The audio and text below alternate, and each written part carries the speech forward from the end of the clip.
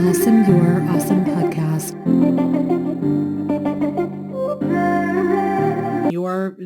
With your expertise, your years of work doing this, what have you found are the most common traits of successful people? Oh, that is an excellent question.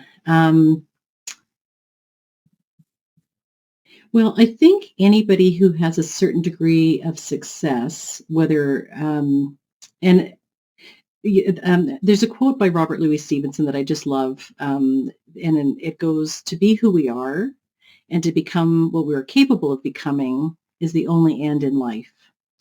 And I really love that because I think people who have true success, whether that be, people who are raising a healthy family or people who have a New York Times best-selling book or people who have, gone to the Olympics or, are top in their field, um, they have a high level of self-awareness. And, but the other thing too is that anybody who's successful has failed along the way.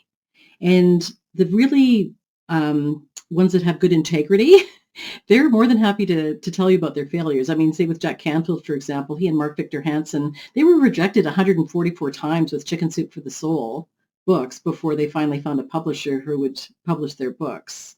So not everybody wants to say, yeah, we were rejected 144 times. Like that's not great. There's another gal I follow who just had a social media post saying that, yeah, she had burnt herself out recently. She just had put too much on her plate. She runs a very successful online business, but then she had just launched her first book as well. And with the book tour and everything, she had burned herself out. And so she was willing to, to share that. And I know another gal who I follow, similar thing. And so I think people who are successful, like anyone who's successful has failed. And so we've all been taught that like failure is a bad thing.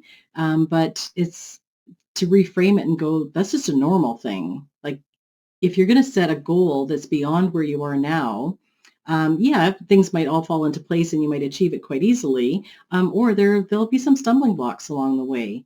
And so I think that successful people will acknowledge that failure is actually a part of success, and they will have tools and techniques and resources in place to help them through. And like I know this has certainly happened to me, tools that I was using that used to help me, I've reached points where it's just like, oh, that's just not cutting it anymore. And usually when I reach that point, then a new technique or a new tool or a new book or someone I wasn't aware of before, I'll find a podcast and it'll be like, oh, that's the message that I need now. And so yeah, there's a constant evolution with that. And I think too, with successful people, they have a level of awareness and going like, is this my goal or is this someone else's goal? Like, is this my goal or is this my dad's goal for me or my mom's goal for me or something, pressure that I've put on myself because I think that that's what society wants me to do. So I think truly successful people have a level of awareness that, that the goals are their own. And there's a certain amount of discernment that goes through with that. And, successful people also will revisit their goals and renegotiate their goals. I know I've had to do that many times. I have another book that I'm working on that I really thought that I would have done 3 years ago. I'm still working on it. I have the content, but I'm having to compile it and put it all together. So yeah, sometimes life happens, or like our energy levels change, for whatever reasons, and so it's okay to stop and go. You know what? I had set this timeline to achieve the specific goal, but you know what? That's just not going to work out. So I'm going to renegotiate that. And I think maybe looking to achieve that goal 6 months down the road is going to be more realistic for me and take some pressure off, so that I can do it that way. So I know Jack talks about this. He has a transformational leadership group, and he had told a story about it in the past where everybody got really gung ho on like setting all these like really high goals and achieving the goals, and he said a lot of people did, because it was goals that they'd set for a year. He said, but a lot of people like kind of burnt themselves out, achieving these goals. So, lessons learned along the way. And, it's always good to learn lessons from other people as well, who have made those mistakes. So success is not easy. It's can be quite messy sometimes.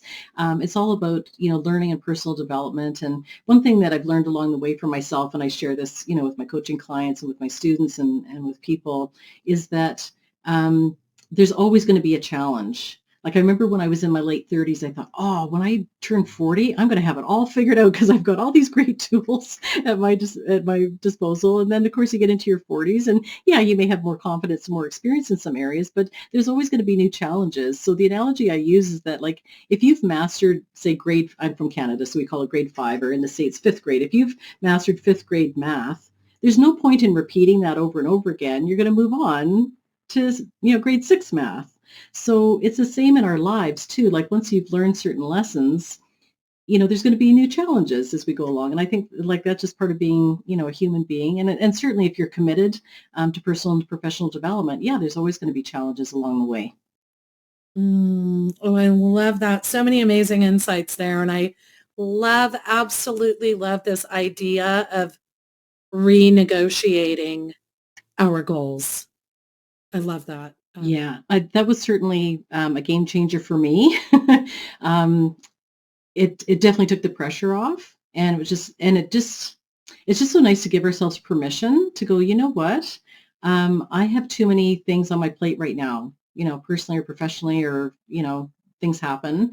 And it's like, you know what? I know that I've got 5 goals that I want to achieve, but I'm just going to focus on maybe 1 or 2 right now. And I'm just going to give my permission to do that.